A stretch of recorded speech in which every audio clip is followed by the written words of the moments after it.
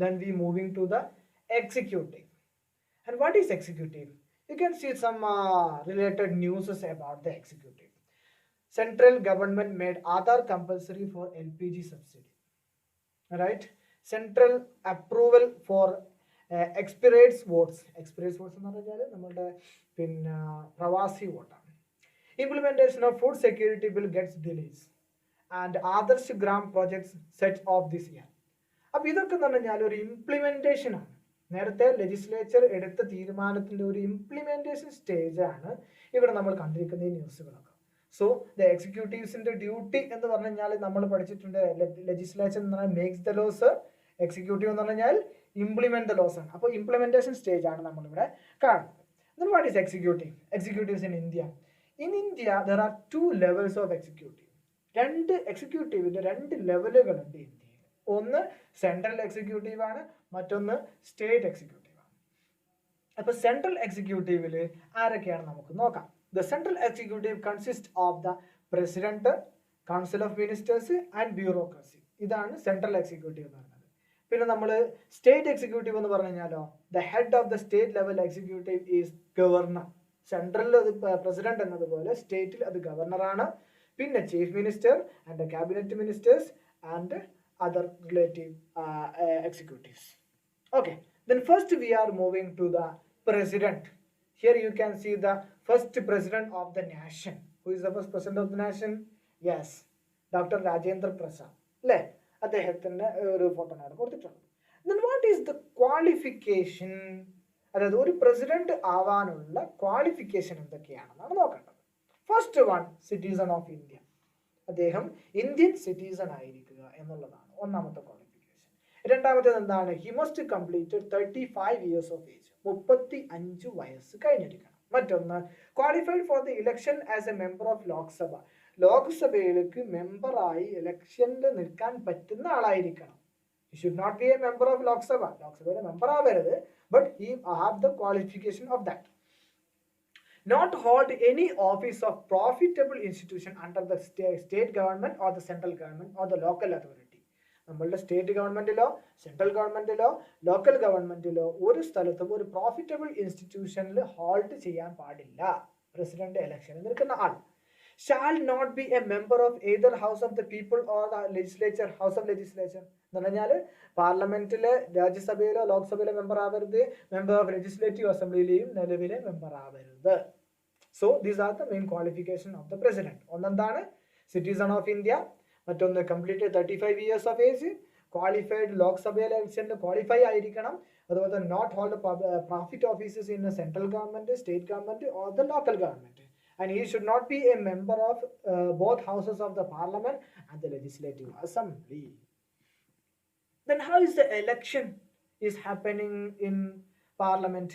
നമ്മൾ നേരത്തെ functioning of the പാർലമെന്റിൽ പറഞ്ഞിരുന്നു, എലക്ഷൻ ഫങ്ഷൻസ് പറഞ്ഞു, ഇലക്ടറൽ ഫങ്ഷൻസ് പാർലമെന്റിന്റെ അല്ലേ. So the election for the president is elected indirect election ആണ്, ഡയറക്റ്റ് എലക്ഷൻ അല്ല. നമ്മൾ ലോക്സഭാ മെമ്പേഴ്സിനെയും രാജ്യസഭ മെമ്പേഴ്സിനെ എലക്ട് ചെയ്യുന്നത് ഡയറക്റ്റ് എലക്ഷൻ ആണെന്ന് പറഞ്ഞു. But in the case of presidential election this is an indirect election. എങ്ങനെയാണത്? ഇലക്ടറൽ കോളേജുകൾ എന്ന് പറഞ്ഞാൽ ആരൊക്കെയാണ് എന്ന് പറഞ്ഞാൽ ഇലക്ഷനിൽ പങ്കെടുക്കുന്നവർ in accordance with the system of the important representation by means of single transferable voting system ആണ് അവിടെ നടക്കുന്നത്. ഇനി ആരൊക്കെയാണ് ഇലക്ടറൽ കോളേജുകൾ ഇലക്ഷനിൽ പങ്കെടുക്കുന്നവർ? The election members of the both houses of the parliament, Lok Sabha Rajya Sabha, പിന്നെ elected members of the states, അവർ സ്റ്റേറ്റ് ലെജിസ്ലേറ്റീവ് അസംബ്ലി അല്ലെങ്കിൽ സ്റ്റേറ്റ് ലെജിസ്ലേറ്റീവ് കൗൺസിൽ എന്നും പറയാം. അവരാണ് ആര് സെലക്ട് ചെയ്യുന്നത്? പ്രസിഡന്റിനെ അഥവാ രാഷ്ട്രപതിയെ സെലക്ട് ചെയ്യുന്നത്. ദ ഇൻഡയറക്റ്റ് മെത്തേഡ് എന്തുകൊണ്ട് സ്വീകരിച്ചു? Why we adopted indirect method to select or to elect a single person as the president? എന്തുകൊണ്ട്?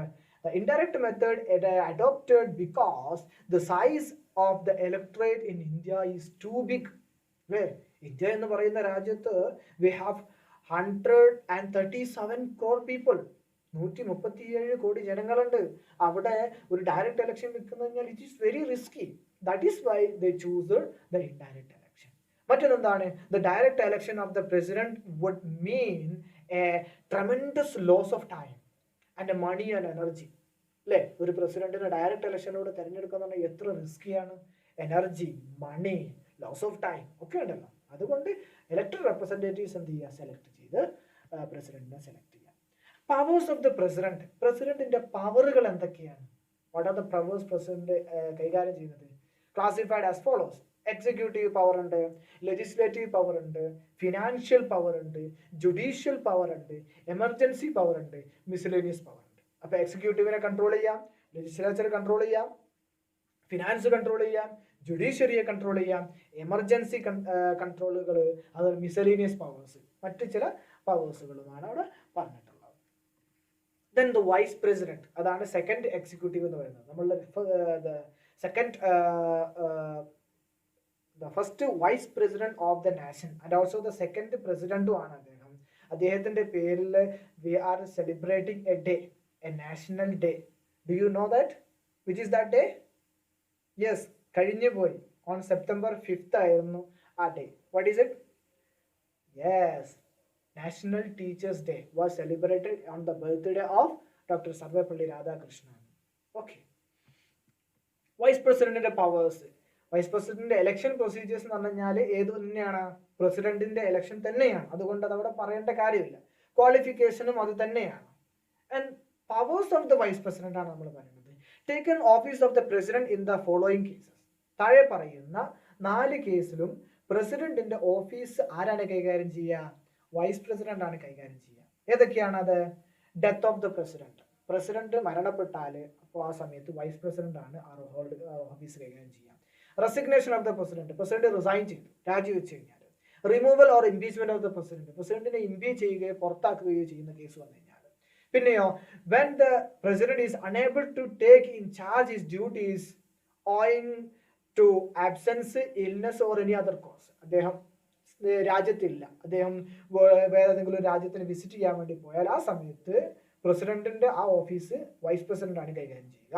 അതുപോലെ തന്നെ പ്രസിഡന്റ് എന്തെങ്കിലും അസുഖങ്ങളോ മറ്റോ ആയി കിടക്കുകയാണെങ്കിൽ ആ സമയത്തും ആരാണ് കൈകാര്യം ചെയ്യുക? Vice president. And also when vice president takes over the office of the president, പ്രസിഡന്റിന്റെ ഓഫീസ് വൈസ് പ്രസിഡന്റ് കൈകാര്യം ചെയ്യുമ്പോൾ രാജ്യസഭയുടെ ചെയർമാൻ ആണല്ലോ ആര്? Vice president. അപ്പൊ അവിടെ ആര് കൈകാര്യം ചെയ്യും? രാജ്യസഭയിൽ 2 ഡെപ്യൂട്ടി ചെയർമാൻമാരുണ്ടാകും. So the deputy chairman of the Rajya Sabha heads Rajya Sabha. അദ്ദേഹം രാജ്യസഭ എന്ത് ചെയ്യും? ഹെഡ് ചെയ്യും. And other powers of the vice president. An ex officio chairman of Rajya Sabha, he conducts the following functions. അദ്ദേഹം രാജ്യസഭയുടെ ഒരു ചെയർമാൻ എന്ന സ്ഥിതിക്ക് he have the following functions. He regulates the proceeding and debates of the house and he decides the order of the speech. രാജ്യസഭയിൽ ആര് സംസാരിക്കണം എന്നുള്ള order കൊടുക്കുന്ന ആരാണ്? പ്രസിഡന്റ്, വൈസ് പ്രസിഡന്റ് ആണ്. He decides the assemblability, admissibility of resolutions and questions. He may adjourn or suspend the business of the house. നിർത്തിവെക്കാം. He gives direction to the chairmans of the various committees. പല കമ്മിറ്റികളുള്ള ചെയർമാൻമാർക്കുള്ള നിർദ്ദേശങ്ങൾ കൊടുക്കുന്ന ആരാണ്? Vice president ആണ്. Then the Council of Ministers. You can see a picture here what it is representing. Council of Ministers എന്ന് പറഞ്ഞാൽ the Union Council of Ministers work under the leadership of the Prime Minister. Prime Minister ആയിരിക്കും Council of Ministersന്റെ leader എന്ന് പറയുന്നത്. All the functions vested with the president are really exercised by the Council of Ministers. പ്രസിഡന്റിന്റെ legislative power, executive power, emergency power, finance power ഒക്കെ നമ്മൾ പറഞ്ഞു. ഈ പവറുകളൊക്കെ ശരിക്കും actually കൈകാര്യം ചെയ്യുന്നത് ആരാണ്? ഈ കൗൺസിൽ ഓഫ് മിനിസ്റ്റേഴ്സ് ആണ്. Which consists of the cabinet ministers, minister of states, deputy ministers. You can see the picture. ആദ്യം തന്നെ അവിടെ പ്രൈം മിനിസ്റ്റർ കാണാം. പ്രൈം മിനിസ്റ്ററുടെ നേരെ ഒരു ക്യാബിനറ്റ് മിനിസ്റ്റേഴ്സ്. അവരെന്ന് പറഞ്ഞു കഴിഞ്ഞാൽ പ്രധാനപ്പെട്ട ഡ്യൂട്ടികൾ, പ്രധാനപ്പെട്ട ഡിപ്പാർട്ട്മെന്റ്സ് കൈകാര്യം ചെയ്യുന്ന, മിനിസ്ട്രി കൈകാര്യം ചെയ്യുന്ന ആളുകൾക്കാണ് ക്യാബിനറ്റ് മിനിസ്റ്റേഴ്സ് എന്ന് പറയാം. അതിൻ്റെ താഴെ മിനിസ്ട്രി ഓഫ് സ്റ്റേറ്റ് ഉണ്ടാവും. എന്ന് പറഞ്ഞാൽ അവരുടെ, അതായത് മെയിൻ ക്യാബിനറ്റ് മിനിസ്റ്റേഴ്സിനെ അസിസ്റ്റ് ചെയ്യുന്ന മിനിസ്റ്റേഴ്സിനാണ് മിനിസ്റ്റേഴ്സ് ഓഫ് സ്റ്റേറ്റ്സ് എന്ന് പറയാം. അതിൻ്റെ ഡെപ്യൂട്ടി മിനിസ്റ്റേഴ്സ് ഉണ്ടാവും. അവരെയും അസിസ്റ്റ് ചെയ്യുന്നവരാണ് ഡെപ്യൂട്ടി മിനിസ്റ്റേഴ്സ് എന്ന് പറയുന്നത്. അതാണ് അവിടെ ആ സ്ട്രക്ചറിൽ കാണിക്കുന്നത്. കൗൺസിൽ ഓഫ് മിനിസ്റ്റേഴ്സിന്റെ മറ്റൊരു രൂപം കൂടി കാണാം. ക്യാബിനറ്റ് എന്ന് പറയുന്നത് കോറാണ്, ഏറ്റവും ഉള്ളിലുള്ളത്. അതിൽ പ്രൈം മിനിസ്റ്ററും പ്രധാനപ്പെട്ട ഇപ്പോൾ ഡിഫൻസ്, അതുപോലെ തന്നെ ഹോം ഡിപ്പാർട്ട്മെന്റ്, അതുപോലെ തന്നെ ഫിനാൻസ്, അങ്ങനെ തുടങ്ങിയ പ്രധാനപ്പെട്ട എന്താ പറയുക വകുപ്പുകൾ കൈകാര്യം ചെയ്യുന്ന മിനിസ്റ്റേഴ്സ് കൂടിയിട്ടുള്ളതാണ് ക്യാബിനറ്റ് മിനിസ്റ്റർ അറിയാം. അവരുടെ ചുറ്റും എന്തുണ്ടാവും? മിനിസ്റ്റേഴ്സ് ഓഫ് ദ സ്റ്റേറ്റ്സ് ഉണ്ടാവും. അതിൻ്റെ ചുറ്റും ഉണ്ടാകും deputy ministers. So the first prime minister, Arana, you can see the picture there. Yes, Jawaharlal Nehru. The functions of the prime minister. അപ്പോൾ election qualification നമ്മൾ ലോക്സഭയുടെ അവിടെ പറഞ്ഞിട്ടുണ്ട്. ലോക്സഭയുടെ മെമ്പർ ആവാനുള്ള ക്വാളിഫിക്കേഷൻ തന്നെയാണ് പ്രൈം മിനിസ്റ്റർ ആവാനുള്ള qualification. Then we are going to functions of the prime minister. Prime മിനിസ്റ്ററിന്റെ കർത്തവ്യങ്ങൾ എന്തൊക്കെയാണെന്നുള്ളതാണ്. Formation of the ministry. അദ്ദേഹമാണ് മിനിസ്റ്ററി ഫോം ചെയ്യുന്നത്. ആരൊക്കെ ഏതൊക്കെ വകുപ്പുകൾ കൈകാര്യം ചെയ്യണം.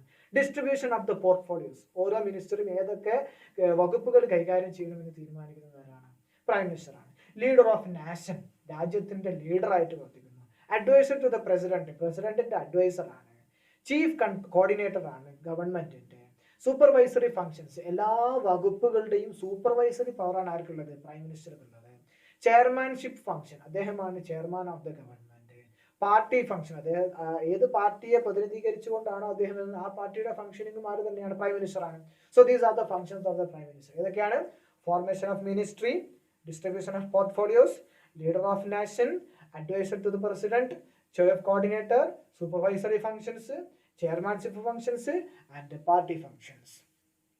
And you can see the executive നമ്മൾ പറഞ്ഞല്ലോ. ആ എക്സിക്യൂട്ടീവിന്റെ ഡിഫറെന്റ് ലെവലാണ്. Union government, state government, local government.